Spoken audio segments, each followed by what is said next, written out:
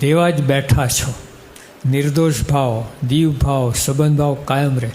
જો આ બધું ભેગું કરો, હવે મિલકતમાં જેમ નહીં આપણે જમીનો ભેગી કરે, મકાનો ભેગા કરે, ફેક્ટરીઓ બનાવે, ખેતરો ભેગા કરે, હવે એ બધું એમ આ ભેગું કરો.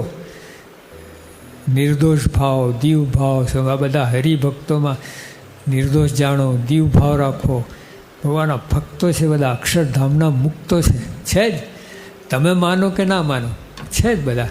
મહારાજે પોતે વાત કરી, ગુણાતન સ્વામી કહ્યું, નાના બાળકો બેઠા હતા છે કે આ બાળકો સામે જોઈએ છે તો કરોડ કરોડ સૂર્ય તેજ દેખાય છે એમાં, અને આપણે એની લીટ દેખાય,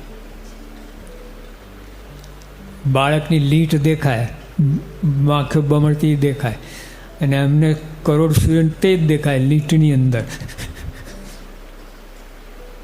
છે એવું જ છે. આ આપણે સાવ જળ દ્રષ્ટિ છે, સાવ. પેલા એક્સરે હોય ને, હાડકું આની પાર એને હાડકાના ફોટા પાડે.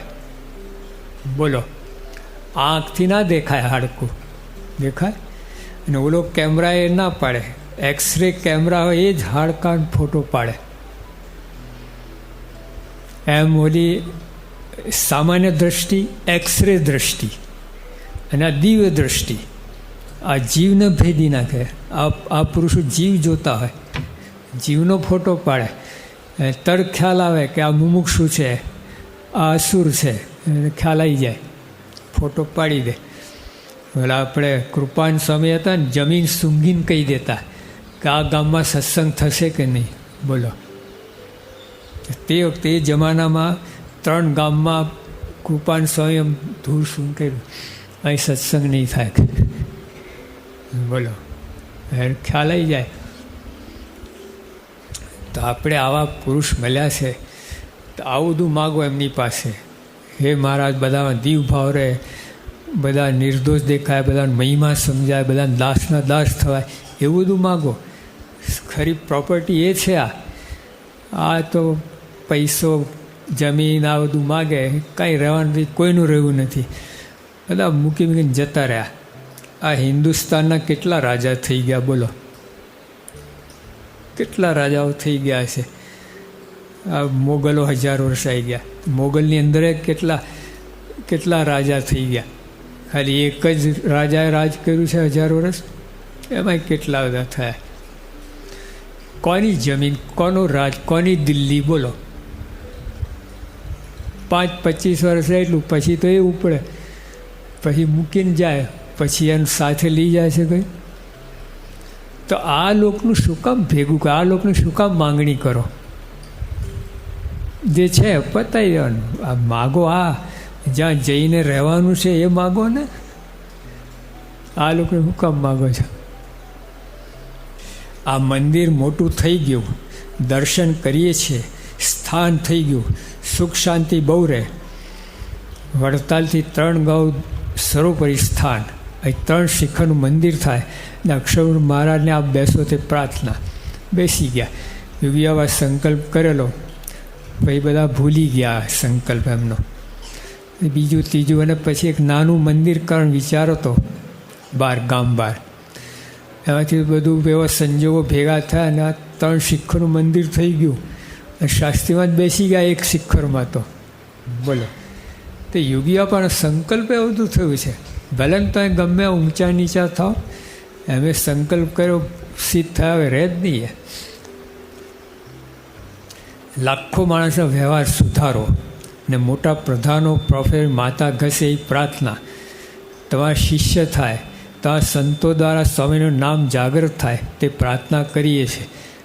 એમના માટે જ તમારું બધું વધે કરે એ જ પ્રાર્થના. આપણે તો પોતા માટે માગીએ કે મારું ભલું થાય, મારા કુટુંબમાં આમ થાય, આમ થાય.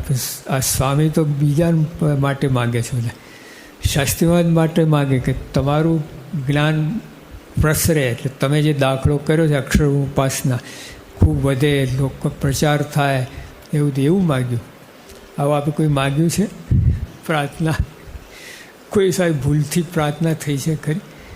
હે શાસ્ત્રીવાદ, આખી દુનિયામાં અક્ષર ઉપાસના પ્રવૃત્તિ એકલા. સમૂહમાં તો આપણે કરીએ, ધૂન પ્રાર્થના કરીએ તારે મહાપૂજા બધા, પણ એકલા તમે ઠાકોરજી આવે ઊભા ને એ પ્રાર્થના કરી છે?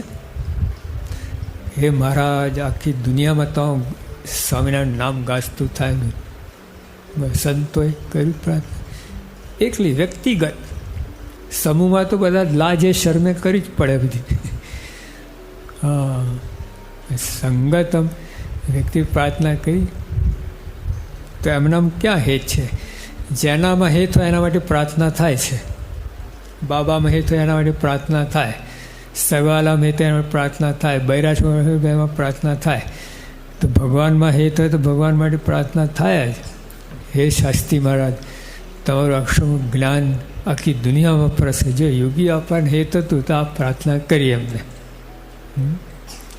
લાખો માણસો વ્યવહાર સુધારો, તે મોટા પ્રધાનો પ્રોફેસર માથા ઘસે એ પ્રાર્થના. જો હવે પ્રાર્થના આપણે થાય જ નહીં, વિચાર જ ના આવે આવું. અહીં માથા ઘસે પ્રાર્થના તમારા શિષ્ય થાય. લો, અમે તો છીએ બધા, આવા મોટા પ્રોફેસર બધા તમારા શિષ્ય થાય. તમારા સંતોદાર સ્વામીનું નામ જાગૃત થાય, તે પ્રાર્થના કરીએ છીએ. રાતથી પ્રાર્થના મંડી પડીએ, આળસ પ્રમાદ ના રહે. આ બધું દૂર થઈ, આ બધી આવી ભાવના હોય ને પછી આળસ. હવે આટલું જવું હોય ને 5 મારા ફેર કાલે ફેરવું છું લો, અને આ બાજુ આમ સંકલ્પ કરે છે રાતથી તમે પ્રાર્થના કે આખા દુનિયા સત્સંગ, પછી આમ હુઈ જાય 5 મારા ફેરવે નહીં. આળસ પ્રમાદ જતા રહે, નિર્દોષ બુદ્ધિ રહે તો આ ગુણ આપજો. એટલે આવી રીતે હવે સંકલ્પ કરવાનું છે, આ રીતે આ સત્સંગ કરવાનું છે. પોતા માટે નહીં, પોતાના જીવ માટે, શરીર માટે નહીં, જીવ માટે માગો. જીવ માટે જીવનો સત્સંગ કરો તો આ સત્સંગની મજા આવશે, તમને ખ્યાલ આવશે. પછી બહાર ગમેલા વાવાઝોડા આવશે ને, દુઃખ આવશે પણ ડગશે નહીં. જ્યાં પહેલાંના ભક્તો એવું કેટલું બધાને કષ્ટ એટલા બધા સહન કરવા પડ્યા છે ને, પણ જો ભગવાન નિષ્ઠા હતી, સાચા ભક્ત હતા તો કોઈને કંઈ લાગ્યું નહીં અને ટક્યા સત્સંગમાં. તો આપણે જરાક વાયરો આવે ઉખડી જાય, ઝાડ પડી જાય નીચે. આપણા ઝાડ એવા મૂર વિનાના, મૂરિયા ઊંડા નાખો, સત્સંગના પાયા ઊંડા નાખો. હા, એના માટે આ બધું છે. આ આખું સહેજાનંદ સ્વામી મહારાજની જય.